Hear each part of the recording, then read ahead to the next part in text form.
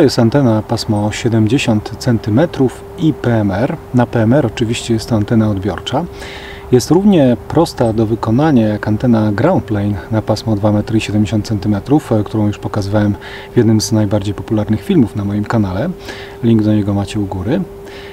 Ale różnice są dwie. Po pierwsze, ta antena jest tylko na pasmo 70 cm, a druga różnica jest taka, że ma ona dużo większy zysk niż antena ground plane, czy na przykład dipol, bo ma aż 5 dB zysku. Za chwilę Wam pokażę, jak ją zrobić. Potrzebujemy około 2 metrów drutu miedzianego.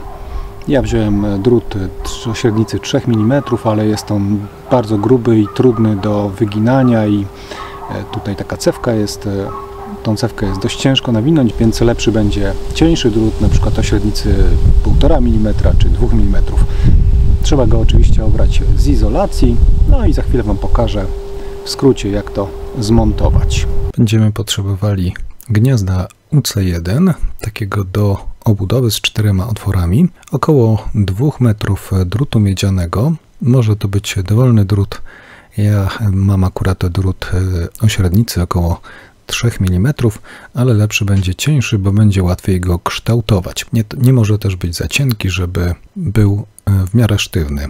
Drut trzeba obrać oczywiście z izolacji. Następnie odcinamy 3 kawałki o długości około 18 cm, z których powstaną przeciwwagi.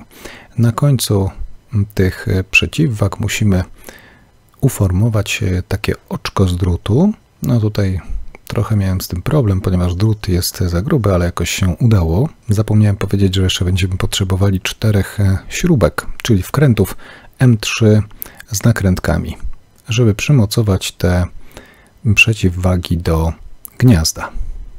Tu już mamy gotową przeciwwagę. Potrzebujemy 3 sztuk takich. Z pozostałej części drutu musimy uformować cewkę. Zostawiamy na początku 18 cm drutu z uformowanym także oczkiem, bo będzie to przeciwwaga, z której po prostu będzie dalej wychodził drut do promiennika przez cewkę. Czyli odmierzamy około 16 cm, tyle ma przeciwwaga bez oczka. Następnie robimy oczko i około centymetra 2 powyżej tego oczka formujemy cewkę, która powinna mieć 6 zwojów o średnicy około 10 mm. Odstępy między zwojami powinny mieć około 4 mm. Ja uformowałem cewkę na wiertle o średnicy 10 mm. Nie było to łatwe ze względu na grubość drutu, ale jakoś się udało. Tak wygląda gotowa przeciwwaga połączona razem z cewką. Tu jeszcze troszkę wyrównuję odstępy między zwojami. No i wyrównuję troszkę drut, żeby był w miarę prosty. No i czas na zamocowanie promiennika, a następnie przeciwwag, które powinny być rozstawione co 90 stopni. Tutaj użyłem wkrętów i nakrętek M3. Trzeba to dobrze dokręcić, żeby te przeciwwagi stabilnie były zamocowane w tym gnieździe. No i tu mam już ładnie wszystko poskręcane. Teraz do środkowego pinu złącza UC1, tego gniazda, przylutowuję przewód. To jest linka miedziana w izolacji. Będę musiał ją podłączyć do odczepu na cewce. Ta linka, może to być drut, może być linka, musi mieć kilka centymetrów długości. Musicie tutaj eksperymentalnie sobie dobrać, tak żeby można było ją przylutować do drugiego zwoju cewki od góry.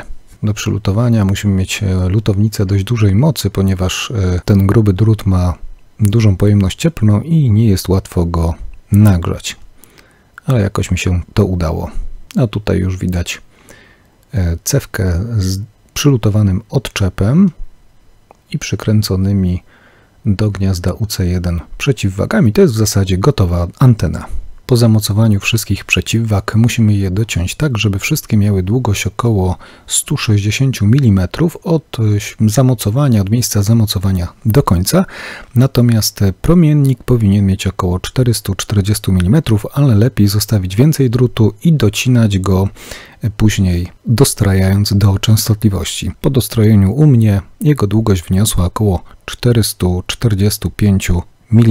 Antenę umieszczę na maszcie w wysokości około 5 metrów. Tu jest stalowa rurka, do niej jest przymocowany jeden element masztu polowego, tego składanego, o którym nagrywam już film, link macie u góry.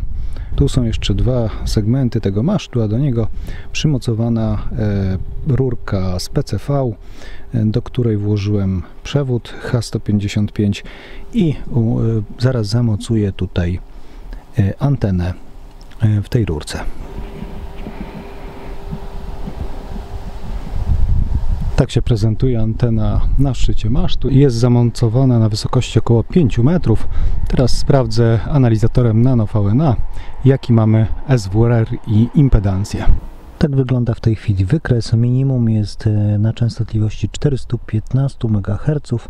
Tutaj jest SWR 1 praktycznie 0,0 i impedancja 50 ohmów, zatem muszę antenę nieco skrócić. Po skróceniu anteny udało mi się uzyskać taki wynik, czyli SWR 1,05 na częstotliwości około 438 MHz.